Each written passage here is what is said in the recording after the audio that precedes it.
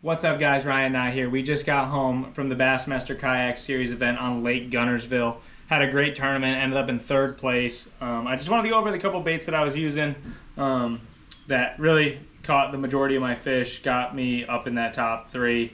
The main one that I caught probably 90% of my fish on, at least at the end of the day, is this Martin's Custom Baits bladed jig. I threw that. It's a 3/8 ounce. Threw it on a grass flat and caught a ton of fish on it. This one's it's called Mean Green. It's a green pumpkin color. Throwing it with a Yamamoto Seiko trailer, Zako, Seiko, however you want to say it. And just hammered fish. Just threw this around that flat back and forth for pretty much 2 days. I throw it on 20-pound braid to a 15-pound Seaguar and VizX fluorocarbon.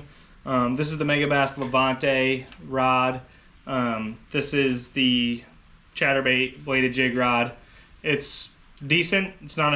It's expensive for what it is. I don't think it's the greatest rod for bladed jigs, but it's the one that I have. It gets the job done. There's definitely cheaper options out there. There's better rods.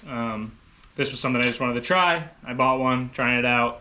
I don't think you need to go spend that much money to get a great chatterbait rod. If you have a rod that you would suggest, I'd love to hear that. Comment it below and let me know what you guys are throwing chatterbaits on or vibrating jigs, because I'm definitely looking for something a little bit different. But this is what got the work done this week, and this is what I was throwing it on: 15-pound in VizX, 20-pound braid, and that Martin's Custom Baits bladed jig.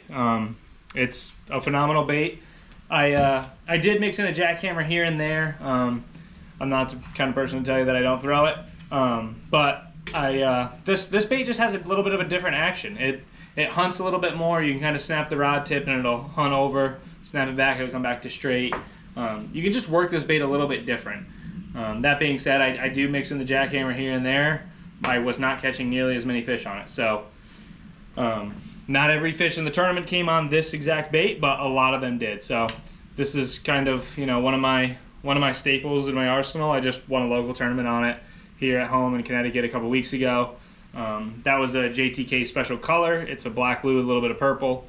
I throw that at home, but the green pumpkin was getting the job done down at Lake Guntersville. So that's definitely the #1 bait for that tournament.